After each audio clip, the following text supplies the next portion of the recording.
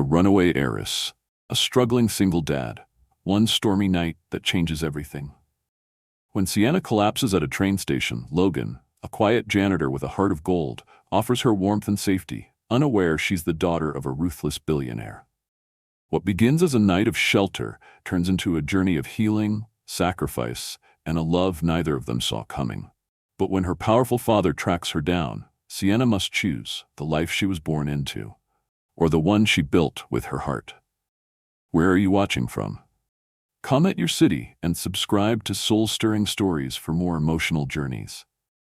The rain came down in heavy sheets, soaking the cracked concrete of the train platform and turning the yellow caution lines into smudges of light.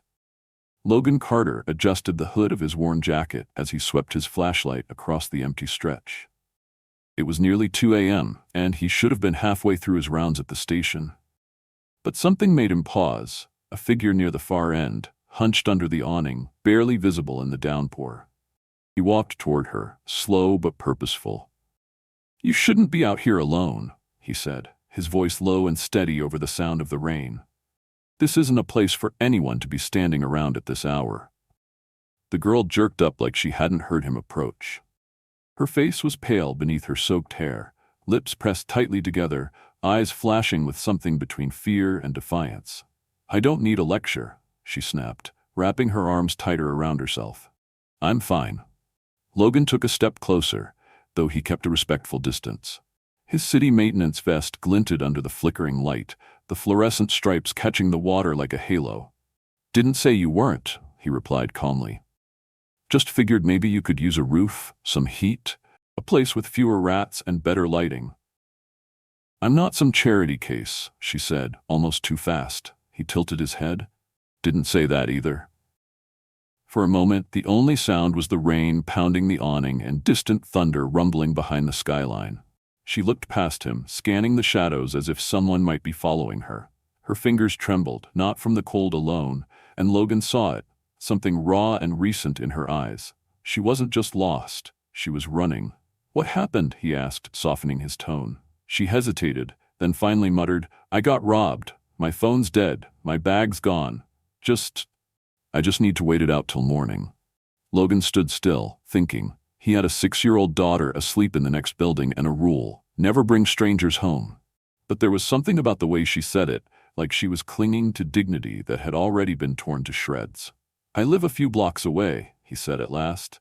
"You can crash on the couch. It's warm, it's dry, and there's a lock on the door." She stared at him like she couldn't believe he wasn't asking for anything in return. He adjusted the strap on his tool bag. "Just one night, then you figure out your next move." Her knees buckled slightly. She caught herself on the railing, then nodded. "Okay," she whispered. They walked in silence, Logan keeping a careful distance as they moved through empty streets washed clean by the storm. His apartment wasn't much, one of those second-floor units with a creaky stairwell and mismatched blinds, but it was home.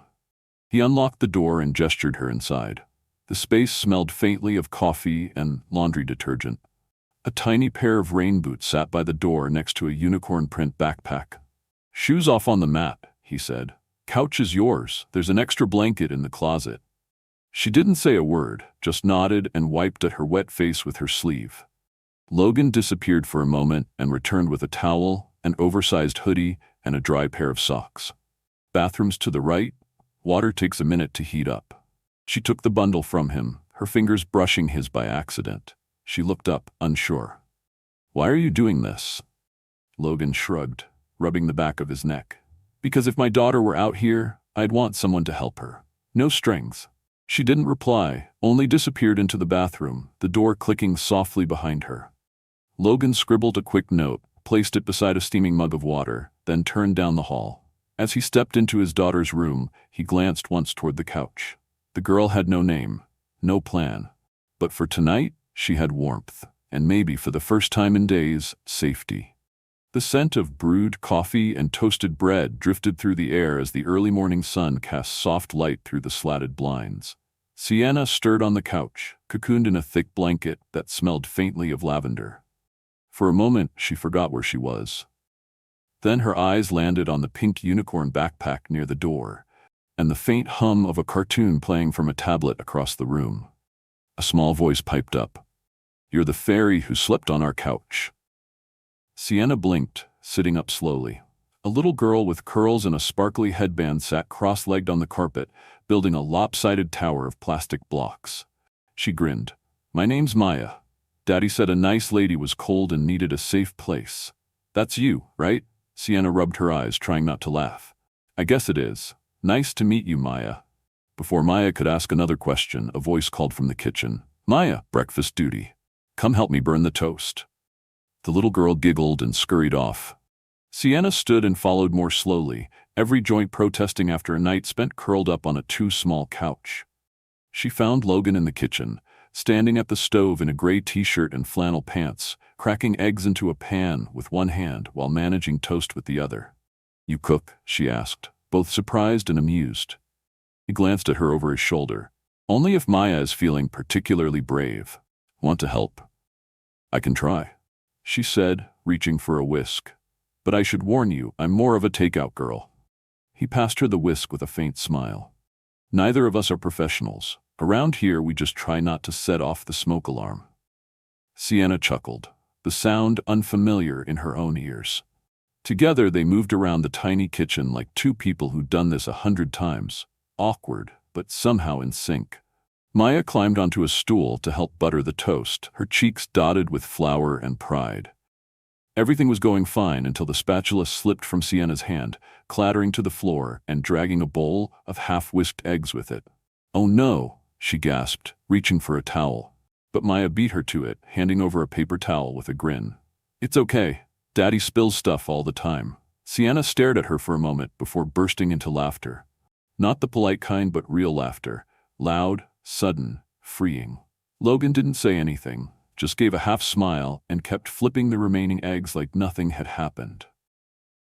When they finally sat down to eat, Sienna couldn't help but notice how burnt the toast was, how the eggs had a rubbery texture, and how the bacon looked suspiciously chewy. She glanced at Logan's plate, concerned. "You really don't have to pretend," she said, raising an eyebrow. "I'm not pretending," Logan replied, taking a bite with a straight face. "It's edible. That's a win in this house." Maya nodded solemnly. "I like it." Sienna smiled, touched in a way she couldn't explain. After breakfast, Logan started clearing dishes, waving her off when she offered to help.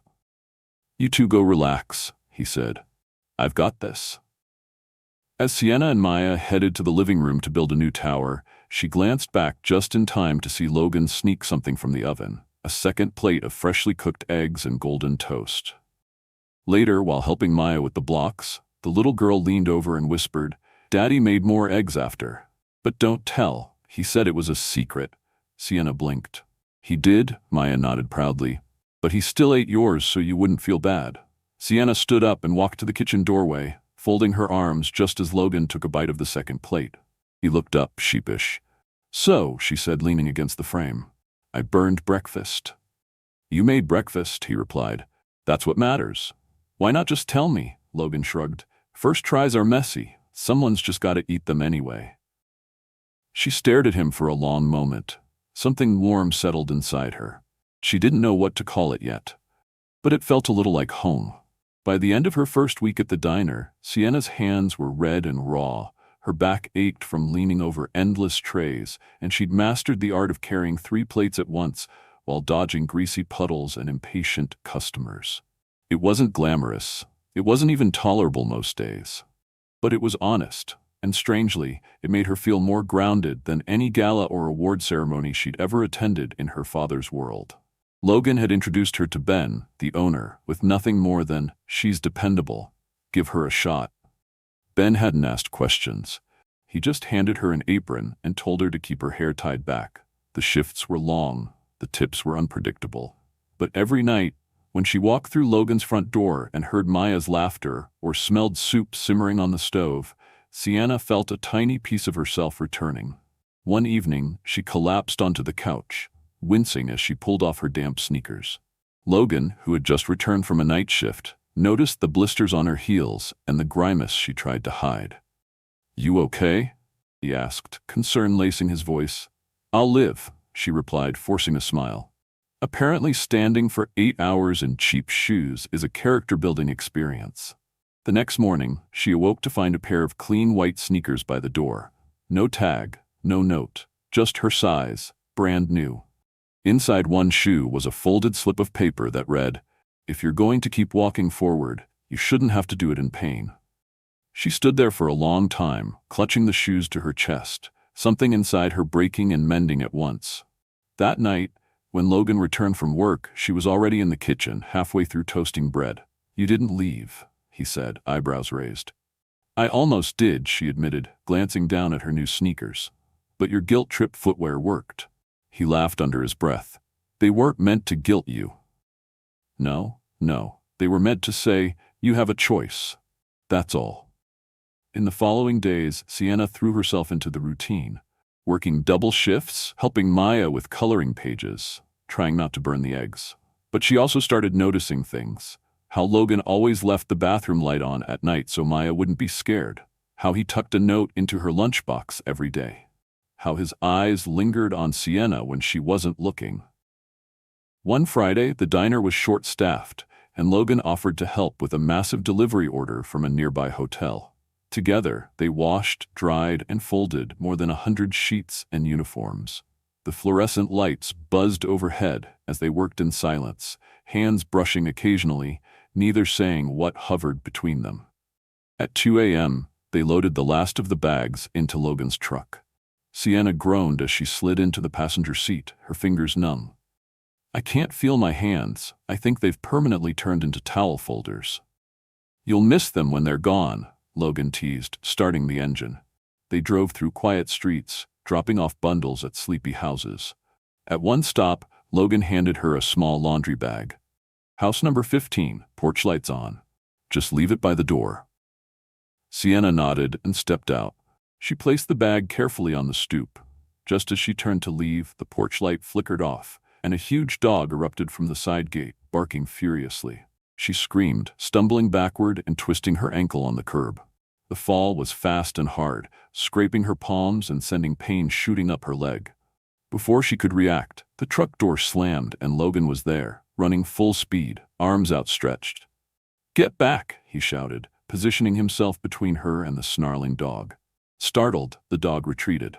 Logan scooped Sienna into his arms, ignoring her protests. "I told you to wait in the truck," he snapped, carrying her back. "I thought I could handle a laundry bag," she muttered, clutching her wrist. He set her down gently inside the cab, slammed the door and stood outside, breathing hard. "Damn it, Sienna," he growled. "I said stay put. It's just a scrape." "I don't care about the scrape," he said, voice raw. "I care that you could have been seriously hurt. What were you thinking?" She stared at him, stunned. This wasn't anger. This was fear. "No one's ever yelled at me because they were scared for me," she whispered. He looked at her for a long moment, the fury draining from his face. "Well," he said quietly, "you're in the wrong house now." And then just like that, it didn't feel like a couch or a stopover anymore. It felt like belonging. It felt like home. The sun was barely up when the knock came. Logan was still rubbing the sleep from his eyes, trying not to burn the pancakes Maya had requested, star-shaped this time, not dinosaurs. He wiped his hands on a towel and opened the door, expecting Mrs. Ramirez or maybe a neighbor with a misplaced package. Instead, a man in a tailored blazer and mirrored sunglasses stood on the porch, holding up a phone. "There she is," the man muttered, tapping the screen. His eyes flicked toward the hallway where Sienna was helping Maya with her socks. He lifted the phone and snapped a photo. Sienna's body went rigid. "No," she breathed. "You've been missing for 5 days, sweetheart," the man said. "Your daddy's offering 6 figures to know where you're hiding." Logan stepped between them. "Hey, get off my porch." "Relax, man," the stranger said, backing down the steps but still filming. "I'm just doing my job." Sienna's face turned pale. Panic flooded her eyes. Logan didn't hesitate. He grabbed her wrist and pulled her through the back door. "Go, now." They ran, Sienna limping slightly from her twisted ankle, Logan keeping one hand on her back, guiding her to the truck. "What about Maya?" she gasped. "She's at school. I'll get her." Within the hour, Maya was in his arms, still groggy, juice box in one hand and her favorite plush bunny in the other. Logan didn't drive home. He pulled into Mrs. Ramirez's driveway and barely knocked before the door opened. "She'll be safe with me," Mrs. Ramirez said without question, ushering Maya inside with a warm nod. "Go." Logan kissed Maya's forehead. "It's like a sleepover, okay?" "Okay, Daddy," she said, confused but trusting. He turned to Sienna. "Let's move." They didn't speak until they'd left the city limits. The silence was thick, both of them staring ahead as trees blurred past. Finally, Sienna broke it. "Your arm. What happened?" Logan glanced down at the sleeve of his shirt, torn and damp. A bruise had bloomed across his bicep. "The guy shoved me when I blocked his camera." "It's nothing." "You should have told me." He shrugged. "As long as you and Maya are safe, I can deal with a bruise." She looked at him, her throat tight. It wasn't about the bruise. It was everything, his instinct to protect, the way he placed their safety above his own. He didn't care who she was. He never had. When they pulled up a block away from Logan's place hours later, the porch light was off. "Something's wrong," Logan said, his eyes narrowing. Sienna opened the truck door before he could stop her. "If someone came, I need to face it." They walked together slowly toward the house, and then they saw it. A sleek black town car idled by the curb, its engine low and menacing. Two men in dark suits stood at the top of the porch steps. The front door was ajar. Logan stepped in front of her, shoulders tight. A third man emerged, silver-haired, sharp-suited, and cold as stone. "Emma," he said, voice smooth and cutting. Sienna flinched. "Dad." "You must be Logan," he said, looking him up and down with barely concealed disgust. "I'm Douglas Blake. You've been harboring my daughter." "I gave her a couch when she had nowhere to go," Logan replied, voice steady. Douglas took a step forward. This life, it's beneath her. She chose it," Logan said. "Not me. She's coming home." "I'm not keeping her here," Logan said, "but I'm not handing her over like she's luggage either." Sienna stepped between them. Her voice was quiet but resolute. "Dad, stop." Douglas gestured sharply. "Get in the car."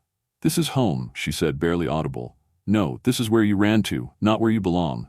Logan looked at her, his eyes softer now. "You don't have to go." Her eyes glistened. "Yes, I do." "No one's forcing you." She hesitated. "Just not with words." She turned slowly toward the car, each step heavier than the last. A man opened the door. Douglas didn't look back. He didn't need to. At the edge of the sidewalk, she paused. "I'm sorry," she said, not turning around. Logan didn't answer. Couldn't. She stepped into the car. The door shut with a dull, final click. The taillights faded into the morning fog, and Logan stood there, hands at his sides, heart somewhere between his chest and the floor.